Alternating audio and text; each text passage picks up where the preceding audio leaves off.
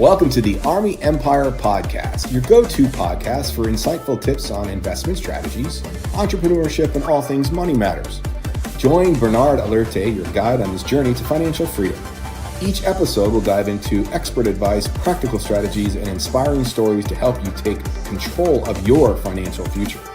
Whether you're an aspiring entrepreneur or a seasoned investor, we've got something for everyone. So get ready to unlock your financial potential and make your money work for you. And now, let's welcome your host, Bernard Alerte.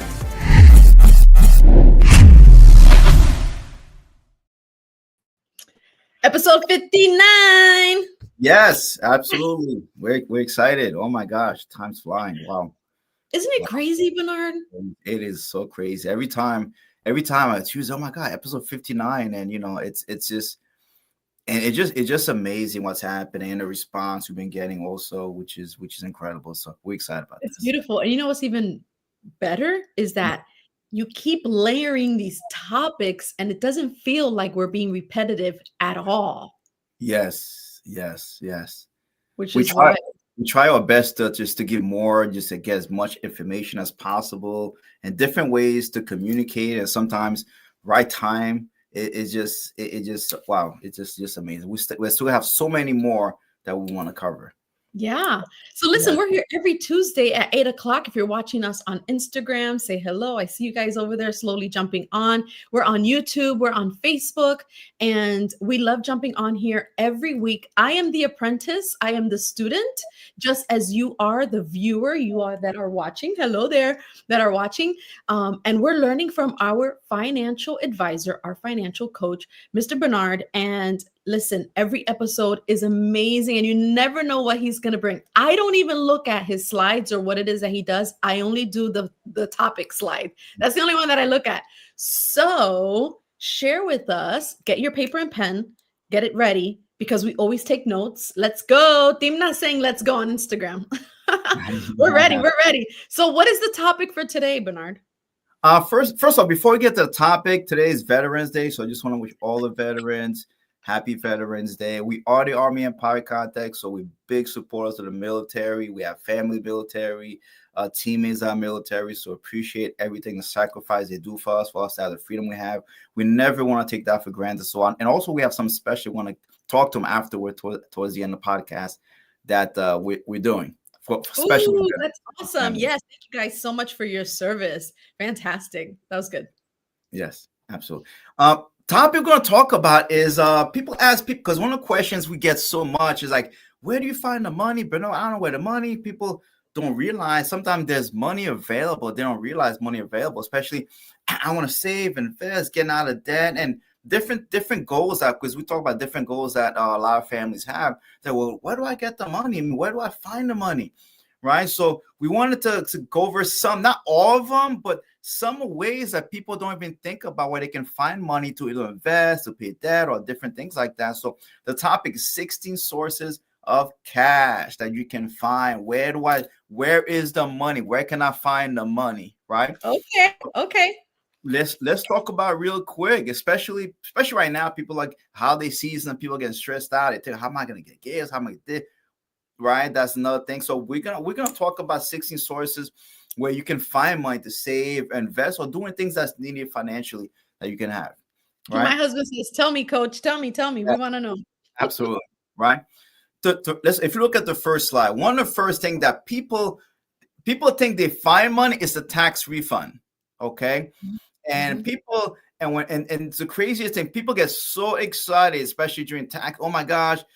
For a self-employed, we're not that excited, but people that let's say if you have a W-2, people get so excited about just getting a tax refund. Man, I can't wait till I get my tax refund.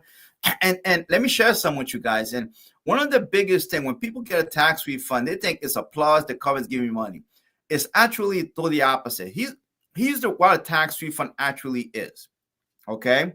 What the tax refund is the government said, I don't trust you to pay your taxes, John. So what we're going to do, we're going to take a portion out of your check every single week, every 2 weeks. Then we're going to put that aside. And the government saying we are going to use that money you're giving us, and we are going to invest that money for ourselves, for the government. We are going to invest that money. And at the end, when you file your taxes, if we feel like we took too much, we're going to give you a little bit back. Mm-hmm. So a lot of people get excited because they actually think it's the government giving them money. No, it is your money that you actually loan to the government. You actually loan that money to the government, and the government used your money. The government invested your money. The government kept the profits, and they give you a little bit back. Wow. So what you actually do, you gave an interest-free loan to the government. Mm-hmm. That's what happens. People are like, oh my gosh. People say, well, how can I go around? Yes, you can go around that. Absolutely. One things that we can do, and a lot of people and think about it, is we tell, have your money invested for you up front. So instead of, for example, is given to increase your allowances. People don't realize you can increase your allowances, right? And you feel like it's a W9, you can increase W5, W4, you can increase your allowances when you go to your employer. So what's gonna happen is at that point, so let's say if you're making you're bringing home $1,000 every 2 weeks, for example, you can increase your allowances. Now you might get $1,200 net. Now that extra $200 that you're gonna get, don't spend that money. You can take that money and invest that money yourself. Mm-hmm. Take that money, invest that money yourself, and you take and invest that money yourself. Then you get interest because you're earning interest on your money. Put that money in a Roth IRA somewhere, an emergency fund or something. Mm-hmm. You can have that money work for you instead of working for the government. But Bernard, does that mean I'm gonna get yes, you're gonna get a less of a refund? Absolutely. But your money's gonna be invested in the right places. Because what do most people do with that refund end when you spend it? It's gone. Invest it, you spend it because in your mind it's free money. Correct. In your mind, you actually earned it, but you don't realize it's free money. So that's one of the biggest mistakes that people make. Okay, so you can have your money work for you up front for different things that you need. I say, well, I don't have money to put away for life insurance. We increase your allowances by a little bit, right? You get extra one. So I'll tell, listen, I don't have enough money for life insurance. Well, how about you do this? If we can find extra money in your check, would you put that aside? Yes. Well, there you go. Increase your allowance, get an extra $40, $50 extra 2 weeks. Use that money to protect your family. Right.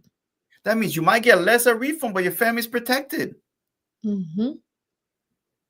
Right. So that's way. I mean, I can spend a whole episode on that alone.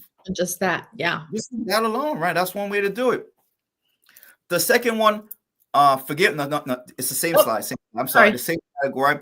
Apologize for my spelling. It's supposed to say 401k, it says 410k. I apologize for that, right? Yeah, that just goes to show that I do not see the slides. 410k, so I apologize for that. My fault, right? So overfunding a current. So sometimes people don't realize you can overfund your 401k program. Yes. You can actually put more. Sometimes you put too much money towards your 401k program. Why does that mean? Why could that be a challenge, Bernard? Why? Number one is, if you put money in a 401k, if you have an emergency, you can't take that money out. Right. If you take that money out, you're going to get taxed on it. Mm-hmm. Mm-hmm. Right? So if someone's looking for money for an emergency fund and they don't have enough saved for like 3 to 6 months, their savings save up, you need to put less towards your 401k and build an emergency fund.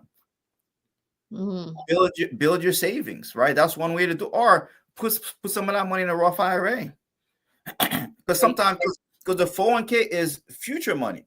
Because if you take that money prematurely, number one, you're going to hit with 10% early withdrawal, and you're going to get hit with taxes. So the last thing you want to take money out is your 401k, because it's so expensive to take your money out of 401k if you have an emergency. So rather than putting too much, if you look at your financial situation where you don't have enough money saved for an emergency, maybe put less towards your 401k, put more money in an emergency fund where the money is more liquid and you have access to it. Correct. That's one way to do that also, right? Mm-hmm. And the third one is overcharge on life insurance. Some people, like, that's one thing I'm big on. The reason the reason we believe in a concept buy term invest is different because cash value policy are so expensive. So they pay 200, 300, for example. So I want you to think about that, right? If you're paying $200-$300 for cash value IUL policy, you can get a term insurance policy and pay less than $100 a month, and you have $200 freed up to invest for yourself, where you have access to the money. This is why we believe 100% that buy term invest, because your money's invested. See, instead of tying it up in the insurance company where they control your money, and we talk about how many fees they charge you, the surrender charges they charge you. So use that money itself and invest that money. That's what we get low cost term insurance and invest the money where you can have your money working for you. That makes a big difference. Again, and sometimes you might have cash value accumulate in your life insurance policy. If you had a policy for after 3, 4, 5 years, you can take some of that money, and invest that money, save that money, or use that money for emergency. Right, and putting in a cash value policy, right? Which is crazy, right? So if you look at the next one, right? The next one, overcharging auto insurance. Some people spend too much money on auto insurance. You want to always shop around. Never see the prices are always changing. Never fall in love with a company. Never fall in love with a company. I have this company. I have this guy. I had it for years. Don't fall in love with that, because guess what happens? You can find something. Always shop around, because sometimes they're lowering the prices, and you go different things that you can do. Sometimes you're paying too much money. Sometimes I've seen people where they're paying $500 plus a month more extra on auto insurance. I'm always looking at every 6 months or a year. I'm always shopping around, see if I can get some better. It doesn't happen all the time, but I'm always looking because I want to save money. Because even I can save $100 or $200. That's $100, $200 I can put aside and invest. People don't realize $100 a month doesn't seem like a lot, but $100 a month divided by 1,200 a year invested at 20, 30 years, that's 100, 150,000 plus. So that makes a big difference. Okay, so all the home insurance, overcharge on homeowners insurance. Always shop around with that also. Sometimes and because sometimes people pay off their escrow, they're paying money every month. They don't think about it because it's coming out of their mortgage. So they don't see, but you're still paying for it. Right. You still, well, you might be within the mortgage payment, so sometimes people don't feel it, but you could save some money. So always shop around. Or sometimes in Florida it's tough, because if you're in Florida, it's kind of challenging in Florida. But always look, especially in Florida, look for ways to save money. Sometimes with homeowners insurance and that auto insurance, those are the two big ones. Absolutely. So always find ways. Never fall in love with just I have this comfort this long. No, because the same company will drop you if you cost them money, they will drop you. So don't be loyal to companies, because they're not gonna be loyal to you. Come on, so they're true. not gonna be loyal to you. So look out for yourself, because they'll look out for them. That's why they're a business. Okay, if they feel like this person might be a challenge, a risk, they'll drop you. You could be there for 5, 10 years. They'll do it. Okay, so always looking for ways to actually save more money when it comes to those places, right? So another way, right? I think that's called the last slide. The last slide is homeowner insurance overcharge. I got that. Okay, great. I'm sorry about that. So next slide, sometimes a monthly money deposit non-qualified account. Sometimes people I found that people supposed to get a because there's 3 things that affect your money: taxation, inflation, and market fluctuation. Sometimes people put too much money in taxable accounts where they're non-qualified, means they're not getting a tax benefit, and they end up paying capital gains tax at the end of the year.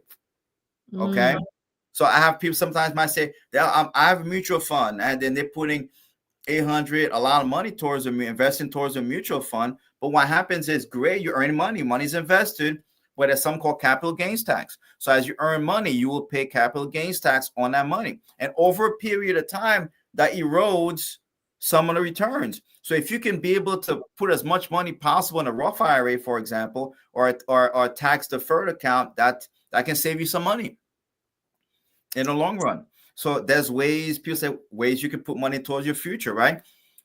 Another one is debt consolidation savings. And that's one that's so neglected.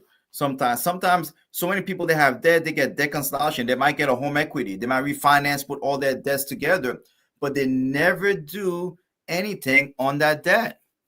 and Mm. they never do anything on that debt. For example, right? They never do. So they might say, man, consolidate everything, save $300, $500 a month. But what do they do with that money? That money, they never use that money properly, never take that money, invest that money for the future, or take that money, build an emergency fund. Build an emergency fund. So this way you don't get, the reason people get into debt because they don't have enough money saved. So they have to use debt. So, but if you build your savings as you eliminate your debt, the need for debt decrease over a period of time. So if you do debt consolidation, you refinance, or at a point, make sure that money that you save every month, don't say, oh, hallelujah, I saved 500, I can spend it. No, use that money and allocate that money right places. Save and invest that money. Okay, it'll make a big difference. Yeah. Yes. Now, there's also tax saving on debt consolidation. People don't realize as if you do home equity versus a home equity loan, for example, if you have some debt for, so let's say if you have a lot of credit card debt, you're paying 20%, all these different debts, for example. If you have equity in your home, I was telling, listen, consolidate that debt, pay one payment. Consolidate that debt, pay. Now you save some money. On top of that, people don't realize you can also deduct that on your taxes. Any interest, you can deduct the interest when you file your taxes. Now, everybody's tax situation is different. Consult your tax account, but you can save some money. That's another savings right there. So, because any interest, mortgage interest is tax deductible. So if you have a home equity loan, like you use something to deduct your debt, not only are you saving money every month, but you can also get money, also tax savings on top of that also. This is good. So good. Absolutely. Another option, which is debt resolution. What does that actually mean? That means sometimes you may not have but no, I don't have a home. I don't have any of that. I don't have a home. I don't have this. I don't have an ability, or maybe the person's credit is not the best and they like, I can't qualify for anything. So guess what? Then you might have to go debt resolution where you settle with you settle with the companies a lot of times. If you have credit, you can call them and settle and just save some money instead of paying, and just save some money sometimes. Sometimes you gotta make smart decisions when it comes to your money. Let me share. I'm gonna share a secret that happens a lot of times, and I want people to think about that. See, when companies get into some financial challenges, what do? They restructure. They maybe I'm not paying. They restructure. They do something, restructure. And why is that? Because that puts the stockholders, right, bring money to the stockholder. That means the stockholders think that, well, you're financially, they're right, financially smart.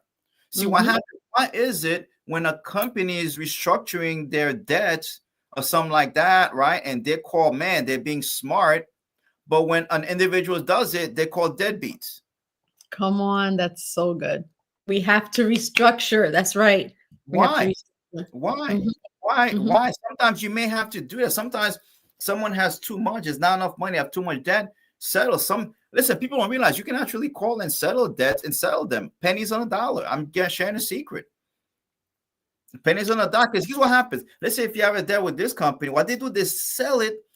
They sell it to a credit card, sell it to a debt collector for pennies on a dollar. They check this out. They pretty much already wiped off the debt on their taxes as an expense.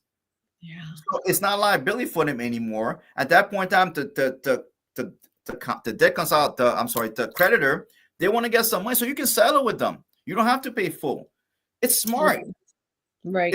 You're not a deadbeat for doing that. If a company can do that, if a company is allowed to do that and they're called, man, they're being fiscally responsible, why can't you as an individual feel you have to be guilty? Yes. Or make people feel like you're a deadbeat for doing that. No, you're not. You're being smart. True. Yeah.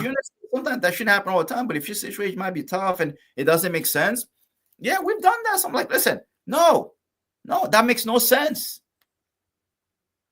Okay, that makes no sense to do that, right? So that's ways to save money too. So you don't feel like you're stressed out sometimes, Debt resolution is one way. So let's look at the next slide, right? Monthly savings, for example. There's ways that maybe you're putting too much money, you can actually pay off some things off. That's another aspect also, because you can, let's say you might be saving too much money, not paying the debt. So use that to pay the debts also. That's one way to do that also, to get rid of debt, right? Some Right. overfunding escrow account. People don't realize when you have a mortgage, sometimes you might be paying too much money in escrow. Because here's what happens. You're putting, sometimes when you have a mortgage, right? So there's principal interest, which goes to the mortgage company, right? And there's taxes, all these PM, all these different things. You might be overfunding escrow accounts. Sometimes people get mortgage insurance, right? Sometimes people get mortgage insurance and they actually realize they're paying that, and they shouldn't be paying that because they have life insurance covers that for them. That's correct. Yep, I've heard about that too. You're putting too much money in escrow. That's money you can save. Look at what's coming out escrow. What is actually is if you're paying an extra $400, $500, $600, what it entails. Sometimes there's ways you can get homestead, like in Florida. You can get some tax. You can get your property tax reduced. That's ways you can do that also. So you can look at escrow. Another thing is overfunding PMI, right? Which is private mortgage. What does that actually mean? For example, let's say for example is when you buy a house, okay, buy a house. Let's say if you have less than 80% loan to value. For example, the house is worth $100,000. For example, no, the house costs $100,000, right? And let's say if you put less than 20% down. So if you put less than 20% down on a house, that means you're not at 80% yet. So what happens? A lot of banks require to get PMI, private mortgage insurance, right? And sometimes it depends. They're required to do it. If you have FHA, the different loans they're required to do. But what happens? A lot of people don't realize after the house goes up to 80%, you're not required to get PMI, but people never take it off. And they keep paying for it. Sometimes PMI, it depends on, let's say, how much it is, a mortgage, the credit, everything like that. You might be paying an extra $200-$300 a month. That you don't need to. Yeah, PMI makes you twitch. It just comes out. Yeah, it just comes out automatically. Right? What happens is you can find a way to take it out.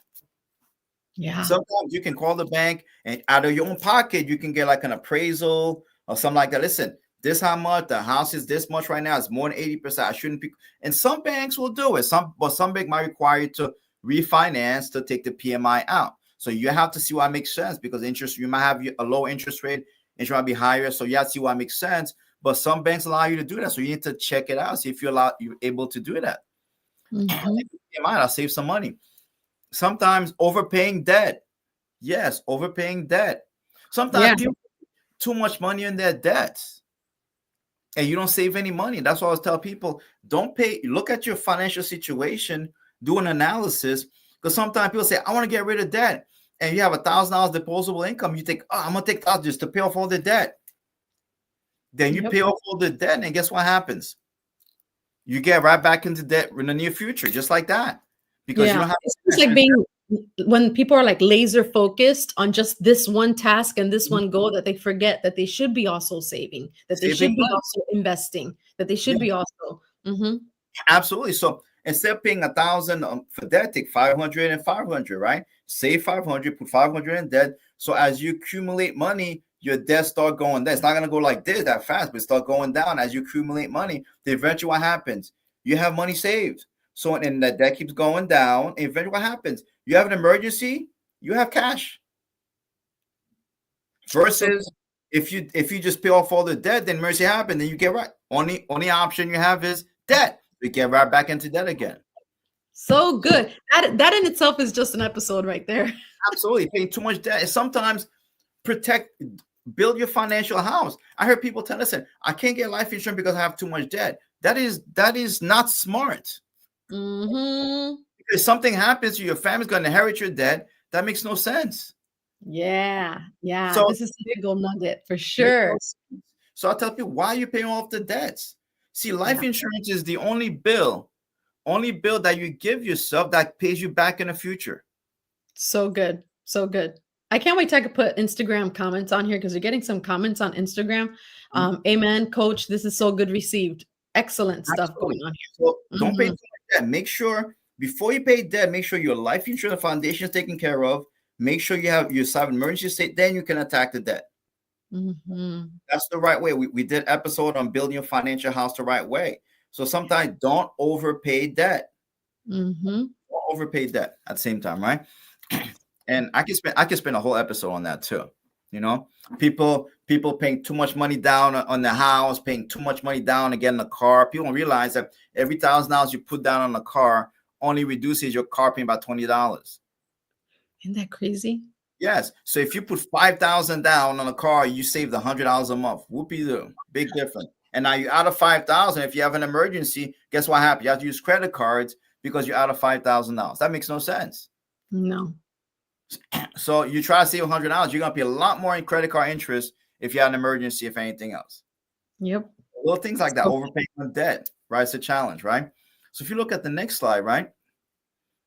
Again, which is funding college education accounts commitment. Sometimes people like, I have to send my kids' education. No, but you have no money for retirement save. You have no emergency fund. I know you love your kids. You want them to go to college, but make sure you let's be smart about this.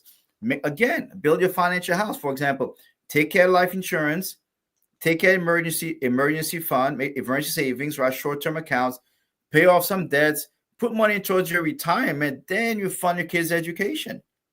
Yeah. That's episode 29, by the way. I'm looking at the YouTube list, and that's episode 29. So just literally you can scroll and see every single episode we have here. And the episode that he's particularly speaking of today is episode 29. Absolutely. So sometimes I say, how much I'm putting a lot for my kids' education. I'm like, you have no money saved for retirement, no emergency. That's not good. That's not good. We got a really good comment. Let me pause you here really quick. Yeah. This is what Anna says. And Anna she was also a guest here on the podcast.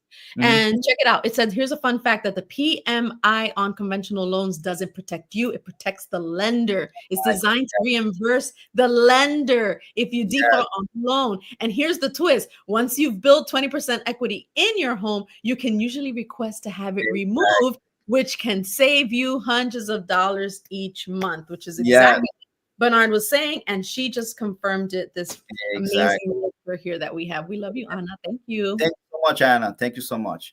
And so it's absolutely right. That happens. So that's something that people realize they can actually get rid of, you know?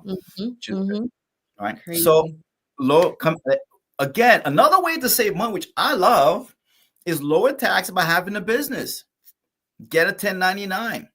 Ooh, come on, start a business. Start a business. 1099. People are surprised how much money you can save. This is the whole tax structure in the United States is designed for people that are self-employed and own their own business. The whole tax code.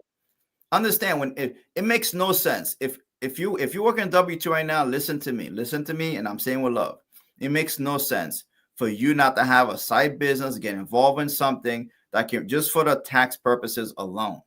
Yeah. The deductions you can have, the tax benefits you can have, and consult your tax. I'm not a tax attorney, but you can save so much money.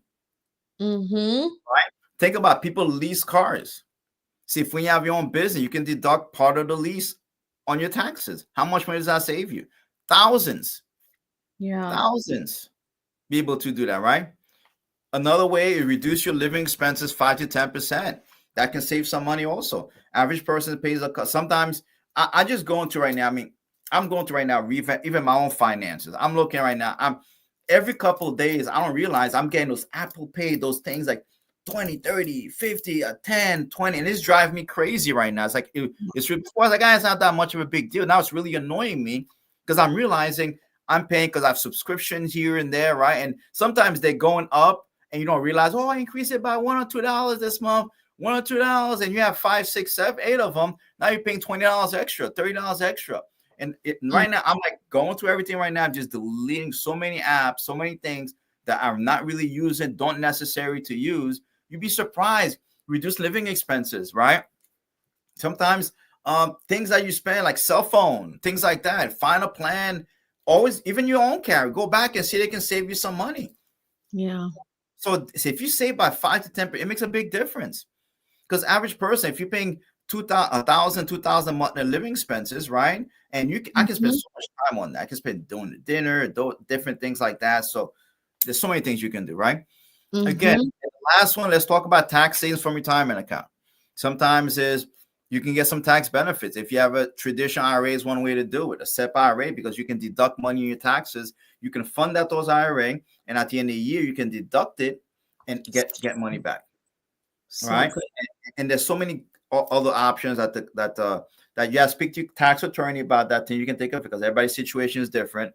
So I don't want to give like a blanket statement. So speak to your tax attorney, find your situation, things that you can do yourself to be able to save money on tax every time, and that makes a big difference. So those are some of the ways that people can save money, find money, save, and you might try all of them or just some of them. Some of them you'd be surprised. It can make a huge difference in your finances over a period of time. You know? Those are so great. Let's put it on here one more time. These are the 16 sources of cash. When you're wondering, where can I find the cash, Bernard?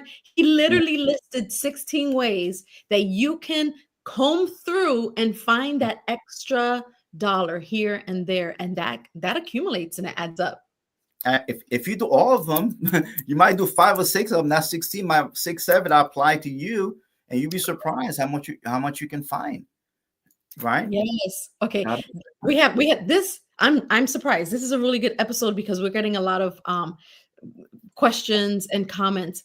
I will say that for the question that talks about if a company refuses to remove the PMI, what do you do then? Let's see if Anna's still on, so Anna can answer that for us when it comes to that.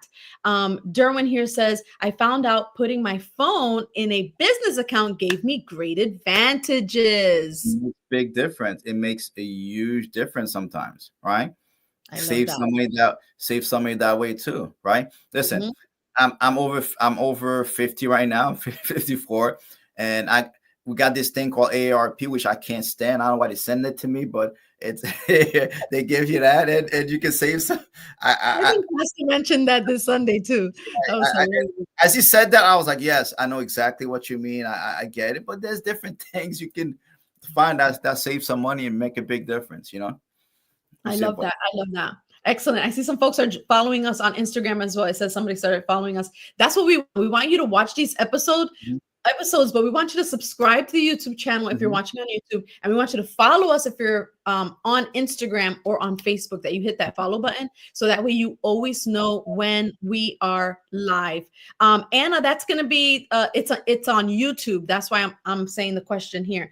Yes. Is what do you do if a lender doesn't want to remove that PMI that they have? What do you do then if there's any options when it comes to how to get them to literally pull it out? You can text me that answer, or you could put it in the comments, either way, so that way we could go back and watch that. Yeah. Usually you could refine. One way to do it, if you refine it, there's no way that they can't take it off. They have to take it off. They can't, because they're gonna do like an appraisal, and if the appraisal is, let's say the house is worth $600,000 and the mortgage balance is $300,000, they have to. There's no way they can't, like, oh, we can't PMI. They can't justify it, you know. But usually what happens sometimes, if you have like FHA loan or government loan, sometimes it's a little bit harder to do. The amount to refinance, but conventional loans sometimes allow you. It shouldn't be a problem. You just got to get the appraisal, pay for the appraisal yourself. Sometimes they allow you. You have to do that and show them. Then they'll take them off sometimes. Excellent. So that's one of the good ways to refinance that as well. And I'm sure that there's obviously some other options out there, depending again on the loan. This is such great information. I love when all the minds start, we're all thinking, we're all asking questions, and that's why we're here. Literally, that's why we're here. This is why you do what you do. Now, you said you had an announcement at the end. Yes, I want to listen for veterans. To honor veterans, one thing that we are doing, we are sponsoring. We're going to sponsor veterans right this month, for the month of November alone, that we can help them get, just if they want to get started part-time with us, right? Make extra part-time, get financial licenses, right? Exactly. Yeah, there goes part of that answer right there under the HPA Act. The PMI must be removed if your loan is reached at the 80%, and then it's automatically canceled when your loan reaches 78%. Exactly. Absolutely. Fantastic. Thank you, Anna, for that.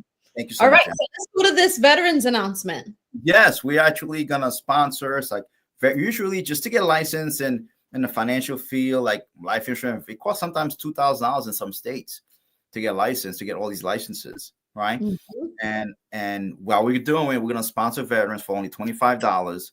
We're gonna allow veterans to get a financial license with us, right?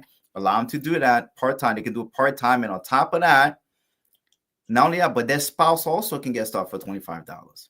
Ooh, so this is for vets or their spouses. Their spouses, absolutely. Vets and their spouses. So a family, if they can get licensed, they say, let's do it together as a family for $50, can save about almost $4,000 in license cost. Yes, and that right there is part of starting your own business. Exactly. And that itself has its advantages. So that's beautiful too. Yes, absolutely. So makes a Yeah. huge difference. So we're excited. Listen, a lot of time vets work very hard. They sacrifice a lot of times, and sometimes they go back in the world and they don't know what to do. Sometimes, unfortunate system has abandoned them, has not given the support they need, and they have to figure out on their own. And they don't know what to do sometimes. So we want to be able to open doors, give veterans a shot to chance to change their lives and do something big. So we're excited about that. So we're working very hard for this month only. It's not going to happen next because of Veterans Day, November. We're doing for the month of November. So we have, let me see now, we have 11 days. So we have about 20 more days to go. So let's get started right away. So if you know anyone, any veterans, anyone, just send them a message. Listen, if you want your license and we're actually part-time, we'll do it. Yeah. So the deadline for the vets is the end of this month. And this month, yeah.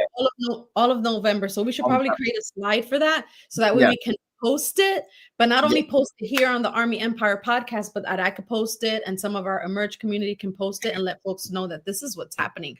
Absolutely. And they should take advantage of that. That's good. Let's share the word, spread the word, because it's $25. That's fantastic. Yeah, exactly. And you're learning so much for yourself, for your family, and of course to bless and share that information with other families as well.